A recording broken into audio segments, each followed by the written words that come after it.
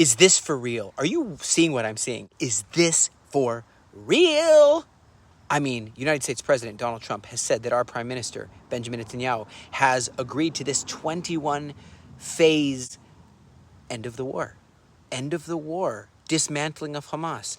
I mean, and all these Arab and Muslim countries have committed to demilitarize Gaza. Can we trust them? I don't know. Donald Trump, he says that these Arab and Muslim countries not only agreed to dismantle Hamas, but to demilitarize Gaza entirely, decommission any military capability, destroy all terror infrastructure, including the tunnels, including the weapons. Like, that's my job, what I've been doing.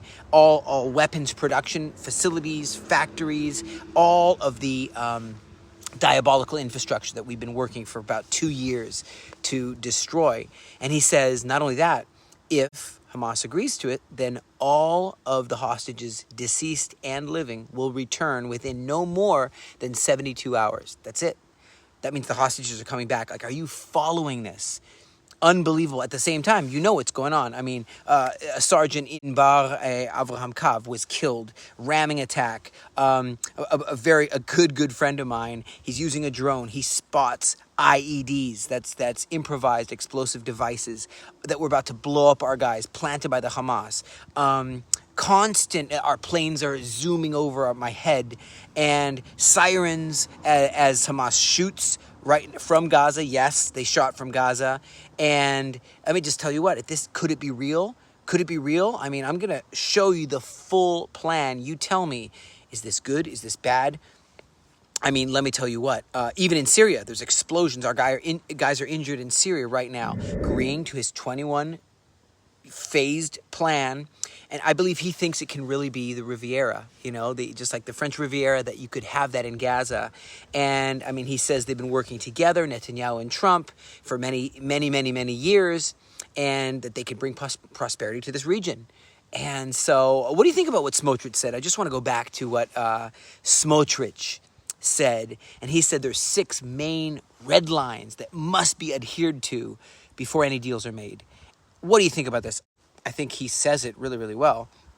He says the genuine and complete removal of Hamas from Gaza, complete removal, and the real and full demilitarization of all terrorist infrastructure above and below ground. That's the first thing I'm questioning. Does this Arab group of, soldiers, I don't know who they are, will they do it? Will they do it right? Will they join the wrong side?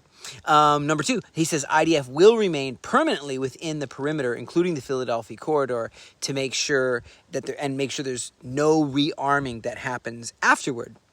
And it's been proven that nobody other than us can be relied on to make sure that they won't just rearm and do another massacre on us.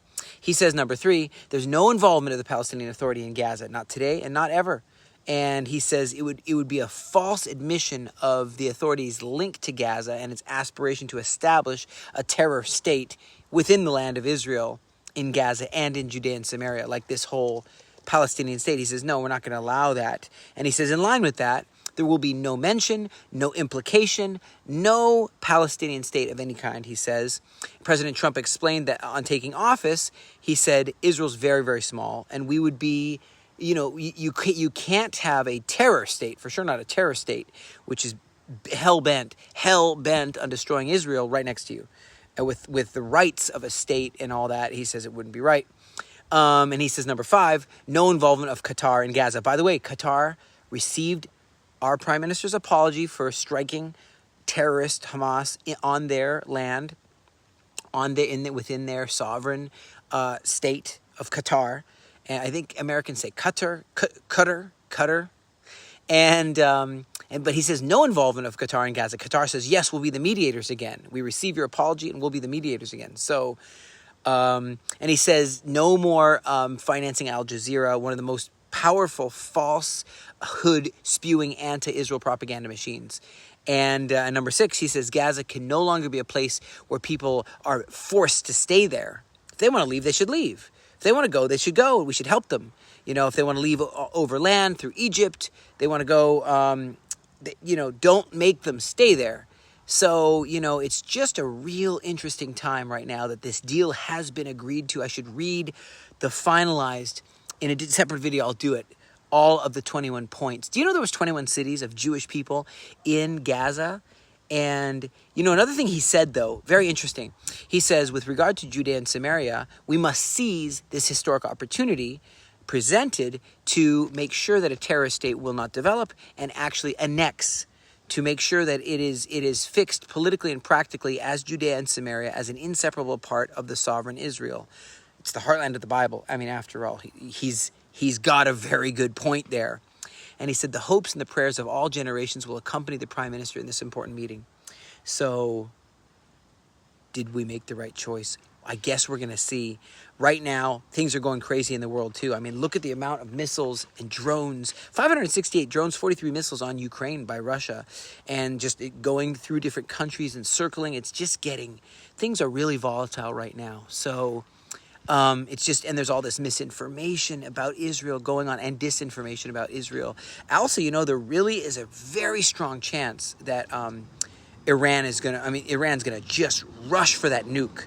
So they're carrying all these jets to Iran. They said they want to do like, a $50 billion investment in Iranian nuclear facilities? Is that what Iran says? Russia said they want to do for Iran? That's crazy. I know that we are being isolated as a country. We lost $1 billion in defense deals amidst the growing international backlash, the international misinformation that's happening. So we're losing a lot of money on contracts. We're going to have to start really producing everything ourselves here. And I just know that as Jewish people are gathered home, like it says in Isaiah 43, as the shaking happens in the world, guys, be strong. Don't give up. Don't give in. And don't let terror win. Not in the Houthi-controlled Yemen, not in the Hezbollah-controlled in Lebanon, not in Iran, not in Iraq, not in Syria, and not in Gaza.